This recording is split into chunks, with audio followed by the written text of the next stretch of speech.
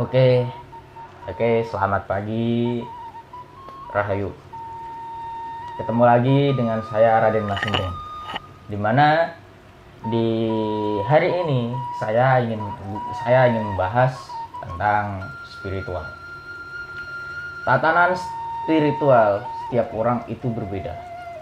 Kenapa saya bilang berbeda?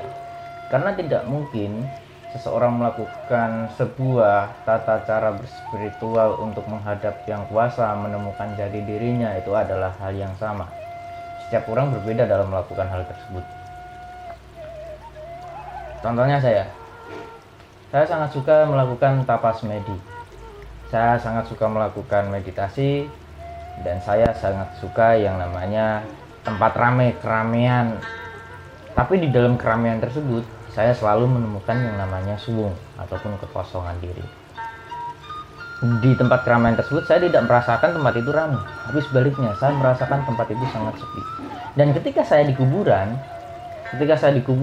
di gua, di pantai yang malam hari, pantainya itu pada saat malam, tempat sepi tersebut malah serasa kayak ramai bagi saya. Nah, dari sini saja yang saya lakukan itu adalah proses topong rame. Topong rame adalah suatu cara di mana dilakukan seseorang untuk menemukan ketenangan, kedamaian, dan konsentrasi kekusukan di suatu tempat yang sangat ramai. Kemudian lagi, banyak sekali orang-orang bertanya kepada saya, "Mas umur berapa?" "Masih muda, tapi Mas sudah mumpuni dalam harta weruh, tapi Mas mumpuni dalam hal keilmuan supranatural, kebatinan, spiritual, dan lain sebagainya." Tapi menurut saya itu belum ada apa-apanya. Saya itu belum bisa apa-apa. Karena di tata adat istiadat leluhur saya mengajarkan, ketika seseorang belum mencapai umur, maka orang itu tidak bisa dikatakan bisa, sekalipun orang itu mumpuni. Kan gitu. Kenapa hal itu bisa demikian? Contohnya, saya umur 23 dan ada orang yang bilang seperti itu ke saya umurnya 50 tahun. Tetap kan saya belum bisa seperti orang itu karena saya belum di umur orang tersebut dan orang tersebut di umur saya. Semumpuni saya yang seperti dibilang orang tersebut, tetap saja bagi saya belum ada apa-apanya ketimbang orang tersebut. Pengalaman kehidupannya jauh di atas saya, terus konsep kehidupannya sama apa yang dilalui jauh di atas saya, dan seperti itu. Sedangkan spiritual bagi saya adalah tata cara seseorang untuk menemukan jati dirinya, mengenali yang kuasa, sang pencipta kehidupan, dan mengenali bagaimana tata cara untuk berkomunikasi dengan yang kuasa. Kan gitu. Dan setiap orang beda tata caranya. Oke, kan gitu. Kebanyakan orang menganggap spiritual itu selalu berhubungan, bersangkut pautan dengan hal yang tak kasat mata, tapi itu tidak bisa disalahkan. Memang benar toh, spiritual itu selalu bersangkutan dengan itu, tapi lebih mendalam lagi, spiritual adalah bersangkutan dengan penguasa kehidupan, pembuat kehidupan, dan diri sendiri.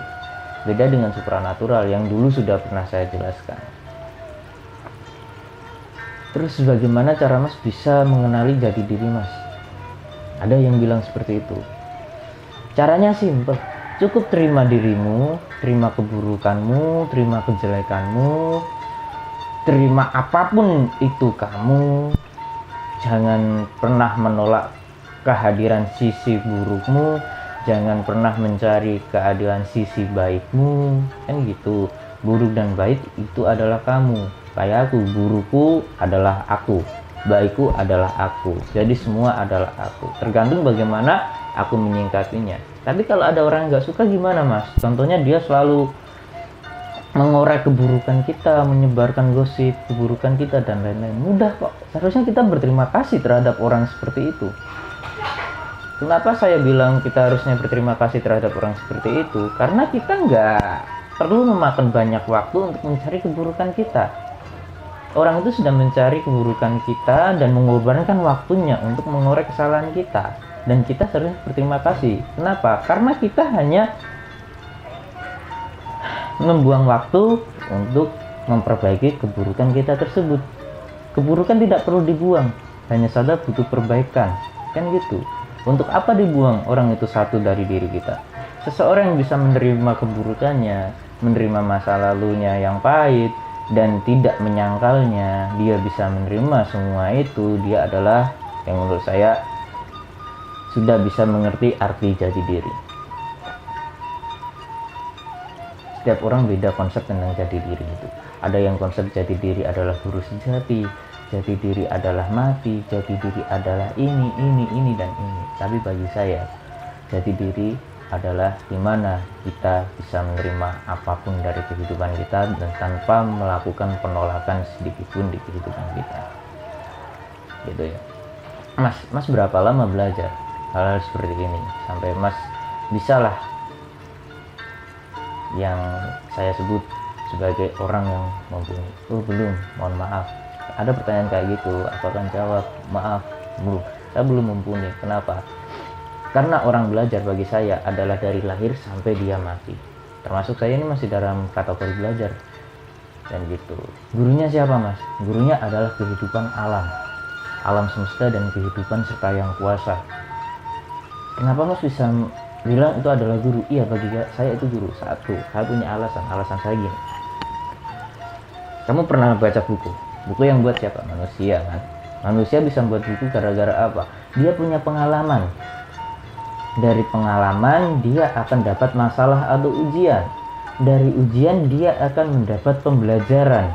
Dari pembelajaran inilah baik dan burukmu akan yang menentukan hasil dari apa yang kamu pelajari.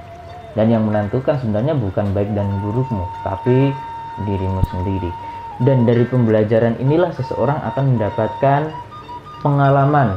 Ketika seseorang akan mendapatkan pengalaman, dia akan mendapatkan pengetahuan. Ketika dia sudah mendapatkan pengetahuan, dia akan mendapatkan ilmu. Kan gitu. Ilmu ditulis biar tidak lupa, disebarkan biar banyak yang baca, dan lain sebagainya. Dan jadilah yang disebut buku. Gitu. Harus kitab Mas apa? Kitab tanpa aksara. Kitab tanpa aksara yaitu kitab tanpa tulisan, laku, perjalanan, pengalaman. Oke. Kemudian ketika aku tulis jadilah sebuah kitab, dan ketika aku bagikan ke orang-orang, ini adalah kitab lakuku. Mereka menganggapnya sebuah kitab juga, tapi dengan laku saya. Setiap orang seharusnya bisa membuat kitab mereka sendiri-sendiri dengan laku perjalanan mereka, menerima sosok mereka, menerima bagian dari diri mereka, masa lalu buruk, keburukan, dan lain-lain semuanya. Karena apa? Itu hal yang sangat penting ketika seseorang ingin menemukan jati dirinya. Dan gitu. So, jangan terlalu kamu beranggapan bahwasannya dirimu itu sama sekali nggak punya kesempatan untuk menatap suatu masa depan. Sama sekali dirimu itu adalah suatu makhluk yang sangat kotor. Bahkan kamu bertobat pun seakan-akan kamu tidak diampuni dosanya. Kan gitu. Jangan beranggapan seperti itu, men. Sang kuasa, Gusti, yang maha kehidupan, yang maha membuat suatu keajaiban, itu beliau itu adalah yang mempunyai cinta, welas asih, kasih sayang tidak ada kiranya. Untuk apa Gusti menciptakan manusia? Ya kan? Jika Gusti saja akan menyakiti manusia tersebut, nggak akan gitu. Gusti itu sangat mencintai manusia, menyayangi manusia. Ketika kamu melakukan kesalahan yang menurutmu itu fatal, segeralah kamu melakukan penyadaran diri. Saya di sini tidak bilang bertobat ya. Mungkin kalau orang Islam bilangnya bertobat, tapi saya di sini kan umum, saya bilangnya kesadaran diri. Sudahlah kamu melakukan penyadaran diri dengan cara apapun itu. Merenung, semedi, bersila, zikir, ibadah, dan lain-lain. Ketika seseorang sudah melakukan penyadaran diri, dia tahu kesalahannya apa dan dia berusaha untuk melakukan sebuah pembenahan agar kehidupannya jadi lebih baik dan tidak mengulangi kesalahan sama. Itu sudah saya sebut sebagai bentuk pengampunan karunia Tuhan kepadamu atau pengampunan karunia Gusti kepadamu. Tidak semua orang mendapatkan hal seperti itu. Tapi hal yang seperti itu bisa didapatkan semua orang, hanya saja tidak semua orang sadari.